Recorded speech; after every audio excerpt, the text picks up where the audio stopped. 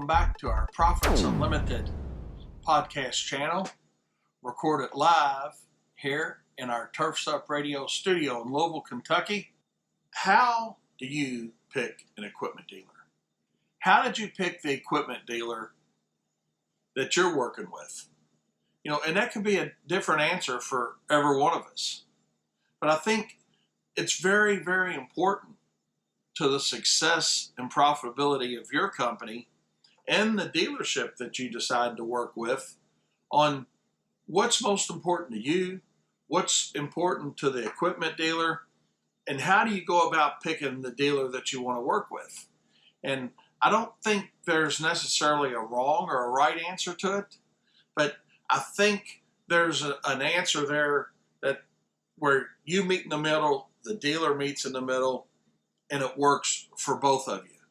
And what I hear a lot in talking with contractors across the country is, you know, what'd you pay for that? Or, you know, how much is that? Or, you know, we're always, as an industry, wanting to hammer equipment dealers for a cheaper price. And I just ask you to ask yourself this question. How do you like it when your customers or your potential customers are always hammering on you for a cheaper price? I know personally with my lawn and landscape business, I get tired of it.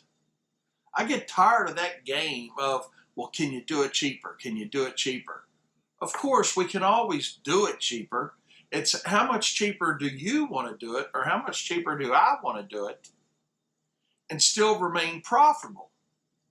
So think of that next time you approach an equipment dealer. We were always looking for the cheapest string trimmer, or the cheapest blower, and the cheapest this, and can you do it $10 cheaper than this? Or, hey, I can buy it over there for $100 less on that lawnmower. There's always going to be somebody cheaper.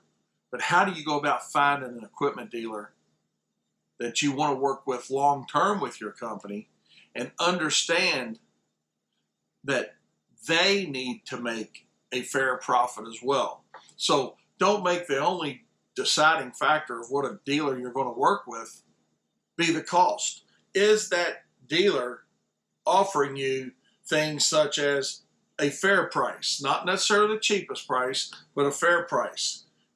Do they give you great service? You know, I think in our business, that's probably the most important thing we need to look at is what type of service are we going to get? You know, when you pull in, and the smaller your company is, 1 truck, 2 truck, 3 truck operation, okay, the more important that service becomes, right? I mean, that's just a fact. I remember when I was a 1 truck operation, you know, and I'd pull in for service, and I needed to work with somebody that was going to give me pretty good service, because when my lawnmower was down, I was down.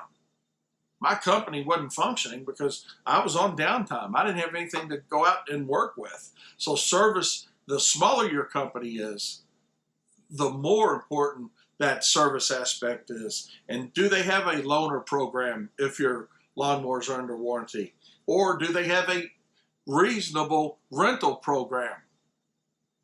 If your lawnmower or whatever it is that you've got that you're getting worked on isn't under warranty, can they put you into a piece of equipment at a reasonable rate to keep you going on the road? That's very important. So I think we got to look at more than just the price as to what's the most important and the deciding factor on what equipment dealer you're going to work with. That's going to help your company be more successful and their company be more successful.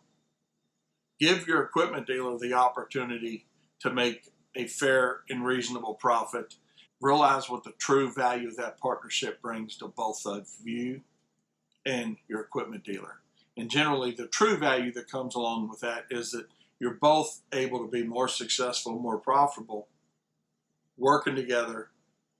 And when you have a trust with somebody that you can call up and say, hey, I need to swing by, and hey, could you get me 2 weed eaters ready? Or could you get me this ready? Or get me that ready? And when you pull in, that equipment's ready to go. There it is. It's waiting for you. And they've got that. You don't have to be a friend. A lot of times we get hung up in that too. Well, they're a friend. There's a difference between friendship and business, right? And that also has to be segregated. You can be friends with somebody and you can extend that professional courtesy to somebody, but maybe you're buying from somebody else because that overall partnership makes better sense for both of you. May not be the closest dealer to you.